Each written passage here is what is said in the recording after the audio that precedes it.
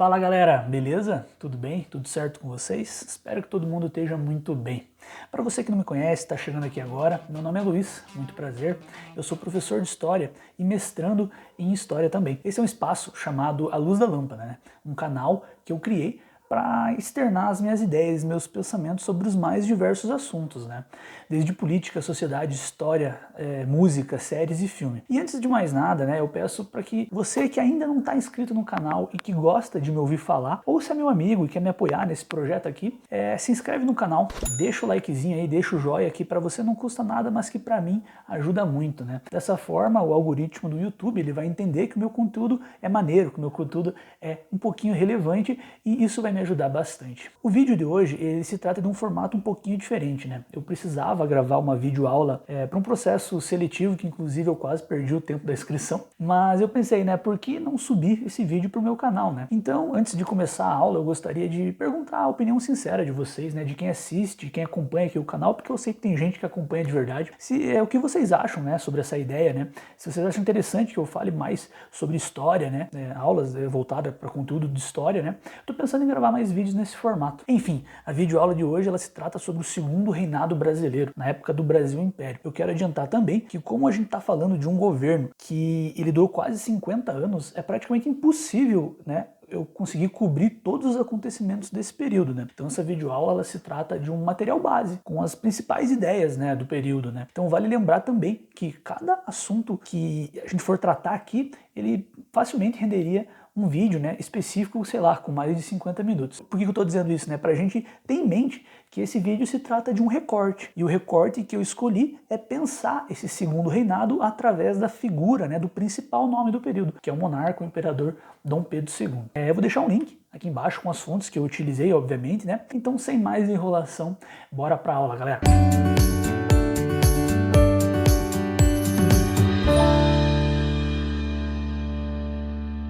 Hoje, na nossa aula de História, a gente vai conversar um pouquinho a respeito do segundo reinado brasileiro. E eu procurei pensar o segundo reinado brasileiro principalmente através da figura, né, do nome mais marcante desse período, que se trata do monarca, né, do imperador Dom Pedro II. Em primeiro momento, vamos definir o período que estamos falando, né? O segundo reinado brasileiro, ele dura do ano de 1840 a 1889. Vejam só, são quase 50 anos de um mesmo governo, são quase 50 anos de uma mesma pessoa comandando o nosso país, né?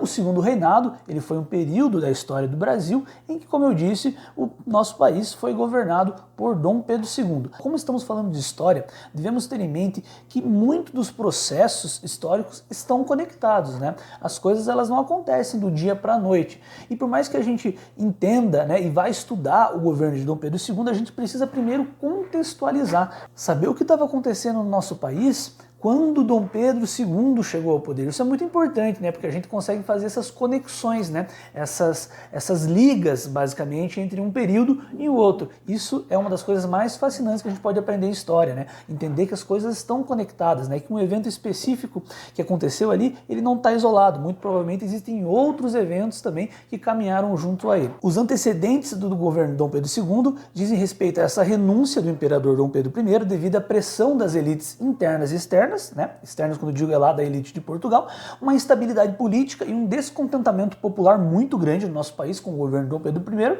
e uma crise econômica que ele não estava sabendo lidar, né? Ele era muito visto por outros figuras importantes do período, outros políticos importantes, como não sendo capaz de governar. E de fato, o país estava passando por muitas revoltas, por muitos períodos conturbados, né? A gente está falando de um país que era recém-emancipado, né? Recém-emancipado politicamente. Vamos lembrar desse detalhe.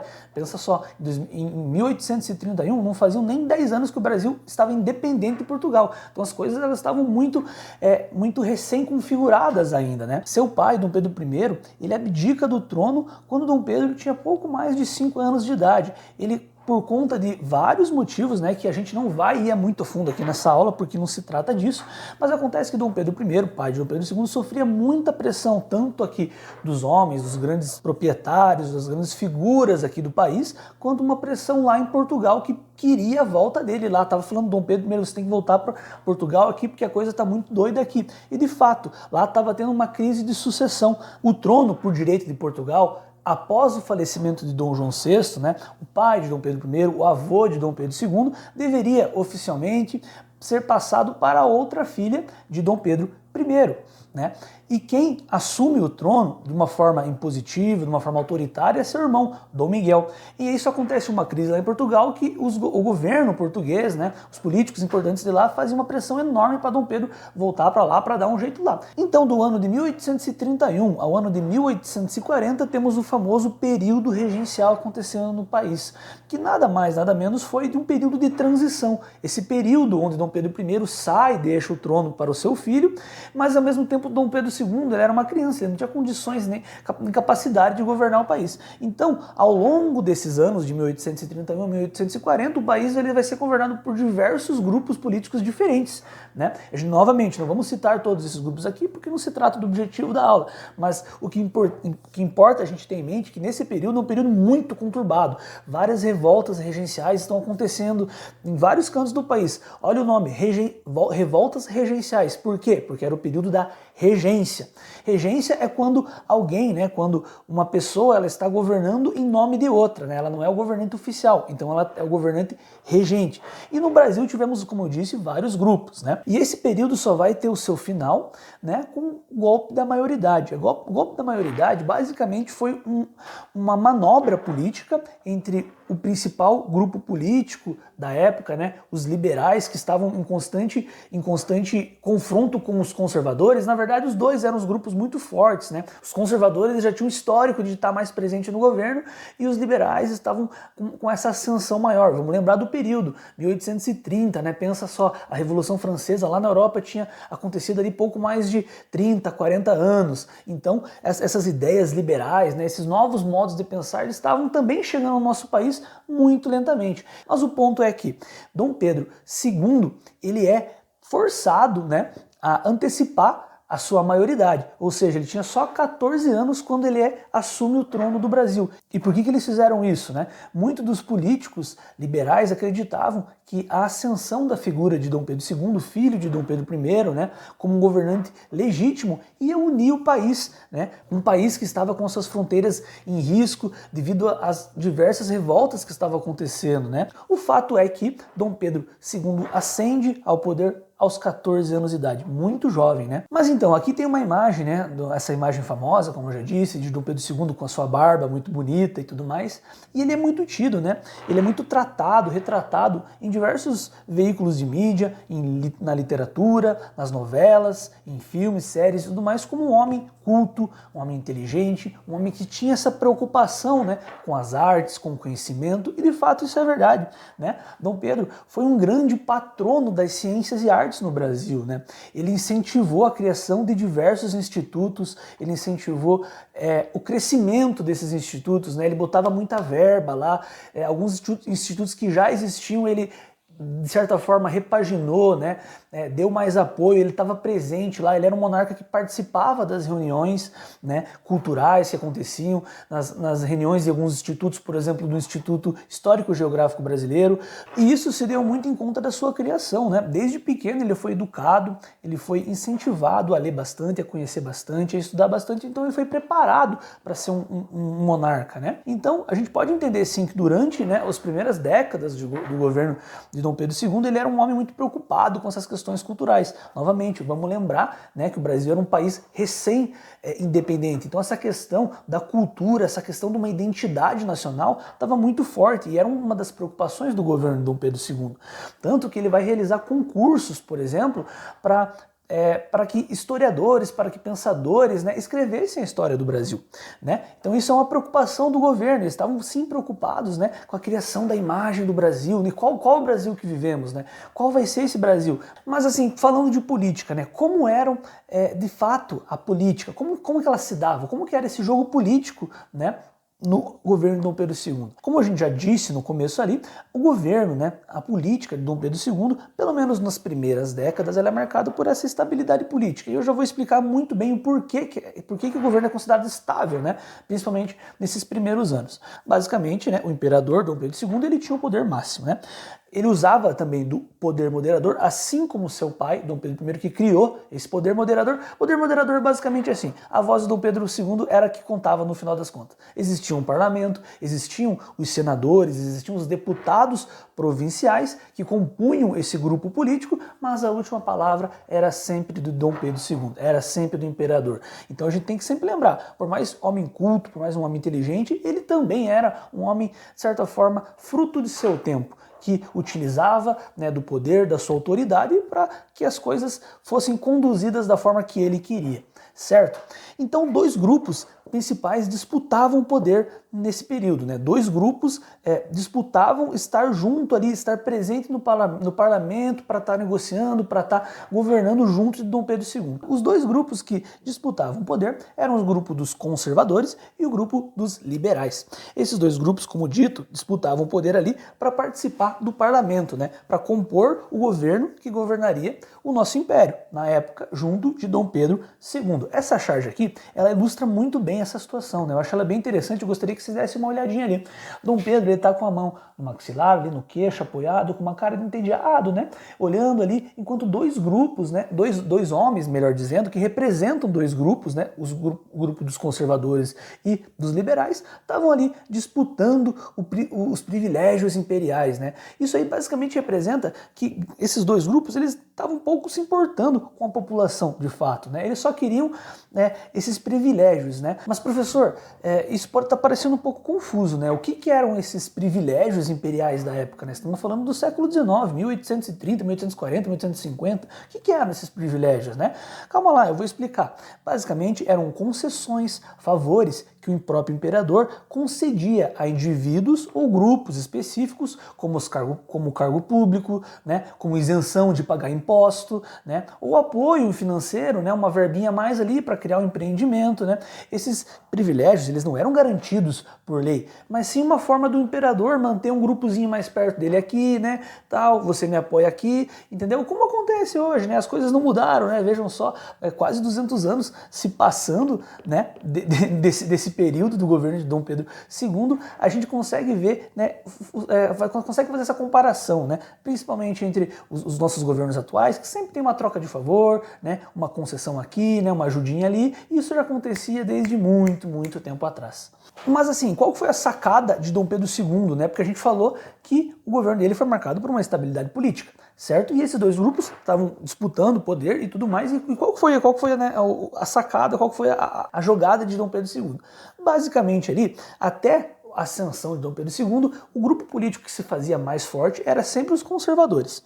Mas acontece que os liberais, como eu já disse também, foram eles que manipularam, né, foram eles que fizeram aquele golpe da maioridade que levaram Dom Pedro II ao poder. Então o que ele fez? No primeiro momento ele colocava senadores, né? Porque temos que lembrar também, quem escolhia os senadores, quem escolhia os deputados provinciais era o próprio Dom Pedro II, certo? Então a gente pode ver o uso, por mais que existia um parlamento, né? O imperador, ele era a voz de tudo, ele tinha seus conselheiros, é claro, ele tinha, né? Ele escutava ali e tudo mais, mas como eu disse, a voz, a palavra final era sempre dele. E o que ele fazia? Ele colocava em um período de tempo um grupo dos liberais, foi o que ele fez pela primeira vez, né? E depois depois de um tempo, colocava o grupo dos conservadores. E assim ele ia alternando, certo? Então ele agradava a todo mundo ficava feliz, conseguia suas concessões, seus privilégios e vida que segue, né? Então essa foi um pouco da forma que Dom Pedro II lidou com isso. E por isso que a gente define que os primeiros anos do governo de Dom Pedro II foram marcados por essa estabilidade política, justamente por essa troca, uma política de troca de favores,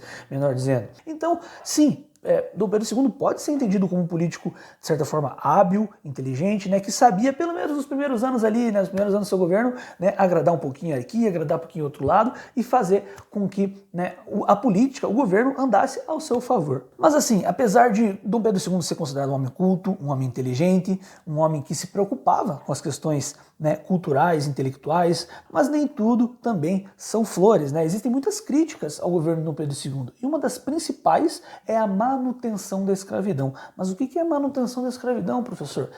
Pensa assim, basicamente nós estamos falando do século XIX. Nesse período, o Brasil era um dos últimos países do mundo a ainda manter a escravidão como um sistema econômico, como algo que estava impregnado na nossa sociedade, né? Então existia muita pressão externa, principalmente na Inglaterra, de outras potências, para que acabasse com a escravidão, certo? Porque, ou seja, escravo não gera renda, né? Escravo não gera renda para o capitalismo, digamos assim, não gera capital, o escravo não consome, ele não compra, né? Ele só gera renda ali, ele só é só uma mercadoria para os próprios fazendeiros, para os grandes cafeicultores, né, do nosso país. E Dom Pedro II sofria muita pressão desses grandes fazendeiros. E esse pode ser entendido como um dos motivos que ele não quis romper com a escravidão, né? Apesar de existir muita pressão, muita cobrança social para que ele fizesse algo, né? Para que a escravidão tivesse seu fim. Temos que lembrar aqui que na América do Sul, nossos vizinhos já eram repúblicas na época, né? E a escravidão já não acontecia, pelo menos de forma legal, nesses países, né? Enquanto no Brasil isso acontecia. Então a gente tem que entender que sim, a escravidão ela foi um movimento que ela sustentou a economia do nosso país por séculos, né? Especialmente através das lavouras de café, de açúcar, e essa abolição, né, o fim dela só vai acontecer lá no final do governo de Dom Pedro II, no ano de 1888, né? Mas isso não aconteceu de uma forma, num passe de mágica, né? Não foi lá no dia que a princesa Isabel, né, filha de Dom Pedro II, acordou e falou, nossa, hoje eu vou libertar os escravos, né? Foi assim que aconteceu. Obviamente não foi, né? Existiram muitas pressões, né? Existiram outras leis que tornaram o processo mais brando, eu até trouxe algumas aqui, né? Esse é um tema muito importante que eu acho que daria somente uma aula só sobre isso, né? Escravidão durante o Segundo Reinado. Mas eu só trouxe aqui alguns pontos, algumas principais características que a gente tem que lembrar, né? A gente tem que saber que também durante o governo de Dom Pedro II a escravidão continuou existindo, né? E isso basicamente moldou e molda ainda a nossa sociedade até os dias de hoje. Então é muito importante a gente sempre ter em mente isso. Uma das outras críticas que podem ser atribuídas a Dom Pedro II é a atuação do Brasil na famosa Guerra do Paraguai, né?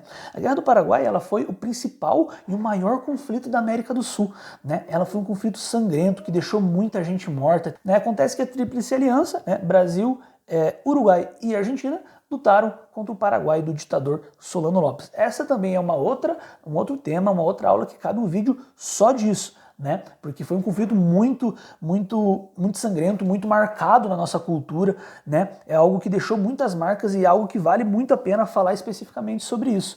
Mas o que importa aqui a gente saber, para esse tema dessa aula, que é pensar o segundo reinado, pensar os principais pontos do segundo reinado através da figura de Dom Pedro II, é entender a atuação do Brasil nessa guerra, né? O Brasil foi muito criticado pela atuação, principalmente pelas camadas sociais da guerra, né? Muita gente morria, muita gente morreu, né? Essa participação do Brasil na guerra ela vai gerar uma questão social muito forte. As pessoas, né, os soldados, eles vão lutar, né? Os militares vão lutar ao lado de escravos. Esses escravos eram prometidos para eles, né, a liberdade. Então, todo esse movimento ele vai gerar uma certa questão ali, um certo sentimento social muito maior na população, né? Aquele militar que lutou junto do escravo, no final da guerra, ele vai ver o escravo voltando a ser escravo, né? E o militar vai ficar pensando, pô, cara, o cara lutou junto comigo aí, entendeu? E o cara tá voltando a ser escravo, porque nem todos, né, dos escravos que lutaram na guerra, que para eles foram prometida a liberdade, eles foram livres, né? A grande maioria morreu e outros voltaram a ser escravos, outros também foram libertos e tudo mais. Então essa questão ela vai gerar um burburo ali, uma inflamação, né, na nossa sociedade que vai fazer essa pressão abolicionista ficar cada vez maior. E isso, né, a atuação do Brasil também, né, ela é muito criticada porque ela foi muito violenta, né? Os soldados brasileiros mataram crianças, né? Saquearam cidades, estupraram mulheres e tudo mais. É um tema muito pesado, sim, e a gente tem que criticar, sim, né? Então, essa questão da Guerra do Paraguai, ela também vai gerar uma outra questão chamada questão militar, porque os militares eles vão voltar da guerra assim, eles vão voltar lá em cima, eles vão voltar tipo como os heróis, né? E cada vez mais, né, essa ala dos militares, ela vai ser vista com bons olhos pela própria sociedade, né? E consequentemente a monarquia, ela vai ser vista com maus olhos, entendeu? Então isso vai acontecendo, isso vai gerando algumas questões que vão todas, né, somar para a crise no Império, para a crise na monarquia, que vai culminar na proclamação da República em 1888. Vai lembrar que a Guerra do Paraguai ali, ó, é de 1864 a 1870. Então a gente está falando já das décadas finais do governo de Dom Pedro II, naquele período que já começa a entrar em crise, né? Essa guerra também ela vai gerar dívidas externas gigantescas para o país. Então todos esses somatórios, né? A questão dos escravos, que nem todos eles foram libertados, né? Que atuaram na guerra, né? A escravidão ainda acontecia no nosso país, né? Essa falta de prestígio que os militares pensavam que iriam ganhar e não receberam por parte da monarquia, essa questão social, tudo isso, a crise econômica, essas dívidas, tudo isso vai levar a aumentar essa crise na monarquia, né, que vai aos poucos ser vista com maus olhos pela população e vai culminar, como eu disse, na proclamação da República de 1889. Então é isso aí, valeu, muito obrigado para você que ficou até o final do vídeo, né, muito obrigado de coração, obrigado para você também que só apareceu aqui para me deixar aquele likezinho maroto porque gosta de mim, agradeço mesmo. Esse é um formato um pouquinho diferente, né, e eu queria saber de verdade se vocês gostaram, se acharam meio que nada a ver eu fazer esse tipo de vídeo aula. É claro que os meus recursos ainda eles são um pouco precários, né, mas aos poucos a gente vai